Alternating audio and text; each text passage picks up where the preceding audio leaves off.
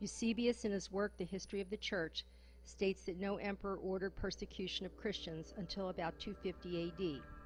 In 240 AD, Church Father Origen admitted that few had died for the faith and that they were easily numbered.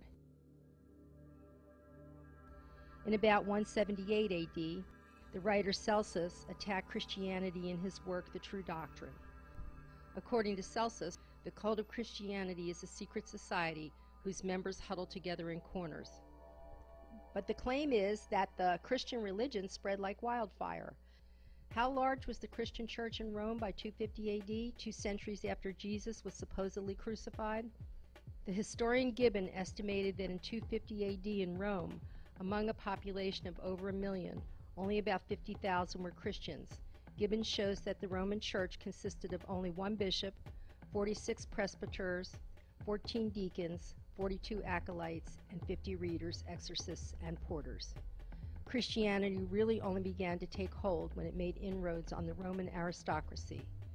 The Emperor Constantine saw the benefit of monotheism and consolidated the Roman Empire under Christianity at the Council of Nicaea in 325 AD, one of the first attempts to merge the many different Christian sects with the many pagan religions of the time. Despite this, Constantine himself remained a follower of Sol Invictus, or the Sun, although it's claimed he converted to Christianity on his deathbed. From Constantine onward, remnants of Gnostic Christianity were driven underground. The new Orthodox Christianity was propagated across Europe and Asia Minor by the sword. In 391 AD, the great library at Alexandria was destroyed by the Christian leaders in order to erase Christianity's origins. This was also the beginning of the Christian forgeries and alteration of historical texts, which had come under total church control. Pagan holidays became Christian holidays. Christian churches were built on the sites of pagan temples. Vatican Hill belonged to the god Mithra until 376 AD, when a city prefect suppressed the cult of the rival savior Mithra and seized the shrine in the name of Christ.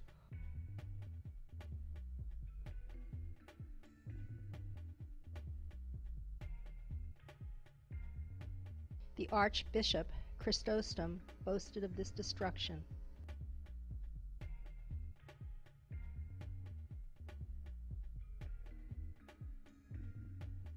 Some of the Gnostics were bribed into the orthodoxy with invitations to high positions in the new church. St. Augustine was originally a pagan who converted after the councils in Nicaea.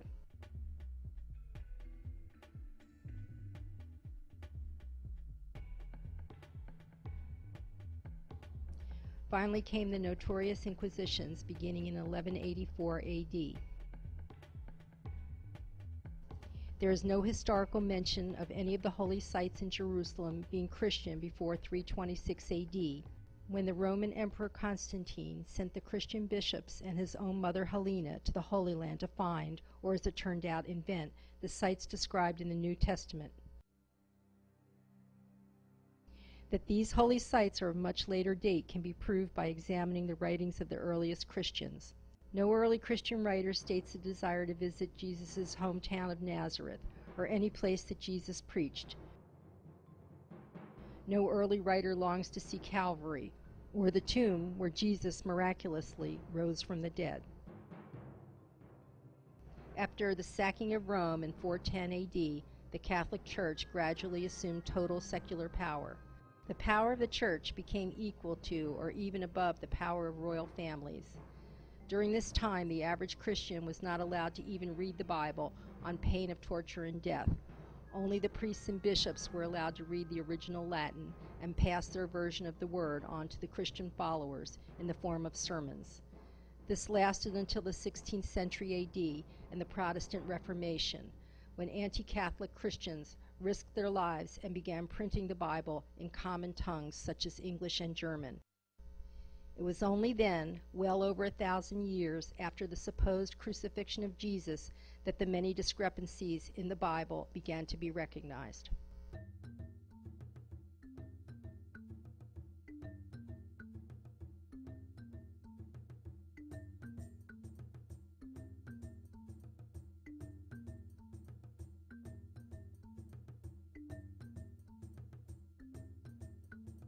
At the end of the New Testament, Jesus is made to say, "I will be with you until the end of the world."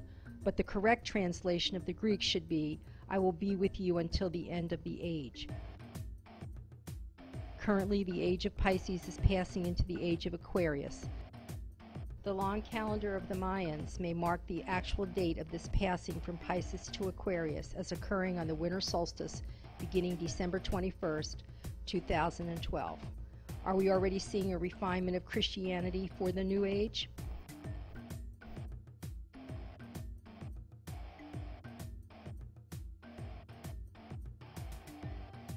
Or will world geopolitical events be made to fulfill the Armageddon blueprint and the ultimate destruction of Christianity because Jesus, who never existed, cannot return?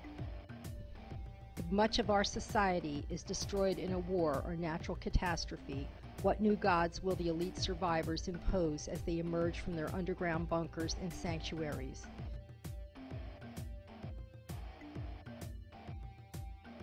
In the Dark Ages, such knowledge as the Earth being round, circling the sun, and the astronomical origin of all of mankind's religions had to be suppressed from the masses to protect the power of a few. Such suppression of the truth continues, otherwise the fraud that is at the center of Christianity's creation would become known to all, which is that the story of Jesus in the New Testament is actually that of the Son, and that Jesus did not exist.